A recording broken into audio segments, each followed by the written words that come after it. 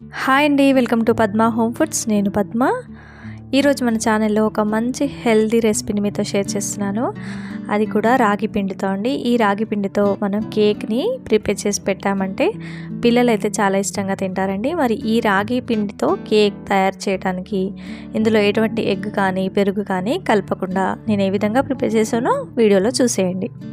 Video చూసే ముందైతే ఎవరైనా మన ఛానల్ని కొత్తగా చూస్తున్నట్లయితే తప్పకుండా సబ్స్క్రైబ్ చేసుకొని పక్కనే ఉన్న బెల్ ఐకాన్ని యాక్టివేట్లో పెట్టుకోండి. వీడియోని ఎక్కడ స్కిప్ చేయకుండా స్టార్టింగ్ నుంచి ఎండింగ్ వరకు చూసేయండి.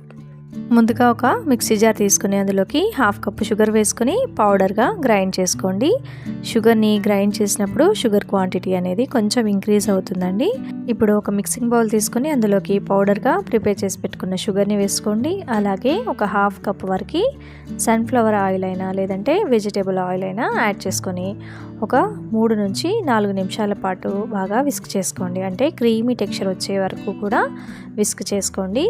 ఈ విధంగా కొంచెం క్రీమీ టెక్స్చర్ రాగానే మనం ఇప్పుడు రాగి పిండిని యాడ్ చేసుకోవాలి. ఒక స్టెయినర్ని పెట్టుకొని రాగి పిండిని ఒక 1 కప్ వరకు వేసుకోండి.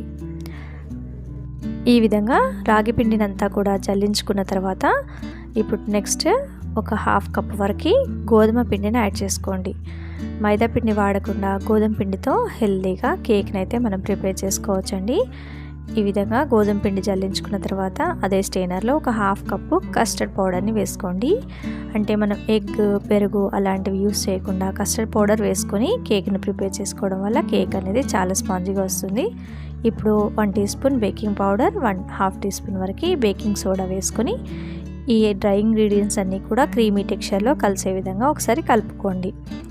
ఈ విధంగా కలుపుకున్న తర్వాత మనం ఇందులోకి మిల్క్ని యాడ్ చేసుకోవాలండి. మిల్క్ని మనము 1.5 కప్ వరకు, అంటే మీరు తీసుకున్న క్వాంటిటీని బట్టి పాలను యాడ్ చేసుకోండి. ఇక్కడ నాకైతే 1 కప్ వరకు మిల్క్ అయితే పట్టాయి. ఇలా కొంచెం కొంచెంగా మిల్క్ని యాడ్ చేసుకుంటూ కేక్ బ్యాటర్ని అయితే నేను 1 డైరెక్షన్లో కలుపుతూ మిక్స్ చేసుకున్నానండి. ఇలా 1 డైరెక్షన్లో మిక్స్ చేసుకుంటూ మీరు కూడా కలుపుకోండి. ఈ విధంగా చూడండి, బ్యాటర్ అనేది ఈ విధంగా ప్రిపేర్ అవ్వాలి. కేక్ బ్యాటర్ కన్సిస్టెన్సీ అనేది ఇలా ఉండాలండి. ఈ విధంగా మిక్స్ చేసి పెట్టుకొని పక్కన పెట్టుకోండి. ఇప్పుడు కేక్ ప్రిపేర్ చేసుకోవడానికి కేక్ టిన్కి ఆయిల్ అంతా కూడా గ్రీస్ చేసుకోండి. ఇందులోకి గోధుమ పిండి కానీ మైదా పిండి కానీ వేసుకొని కేక్ టిన్ని మొత్తం కూడా డస్ట్ చేసుకోండి. ఈ విధంగా మొత్తం అంతా కూడా డస్ట్ చేసుకున్న తర్వాత మనం ప్రిపేర్ చేసి పెట్టుకున్న కేక్ బ్యాటర్ని మరొకసారి మిక్స్ చేసుకొని కేక్ టిన్లోకి కేక్ బ్యాటర్ని ట్రాన్స్ఫర్ చేసుకోండి. చూడండి, ఈ విధంగా కేక్ బ్యాటర్ రిబ్బన్ కన్సిస్టెన్సీలో ఉండాలండి. ఇలా ఉంటే మన కేక్ అనేది చాలా పర్ఫెక్ట్గా వస్తుంది, ప్లఫీగా వస్తుంది. ఇలా కేక్ బ్యాటర్ రెడీ అయిపోయింది కదా, 1 to 2 టైమ్స్ ట్యాప్ చేసుకొని ఇప్పుడు స్టవ్ ఆన్ చేసుకొని ఒక పెద్ద కడాయిని స్టవ్ పై పెట్టుకొని మూత పెట్టుకొని ఒక 5 నిమిషాలు ప్రీ హీట్ చేసుకోండి.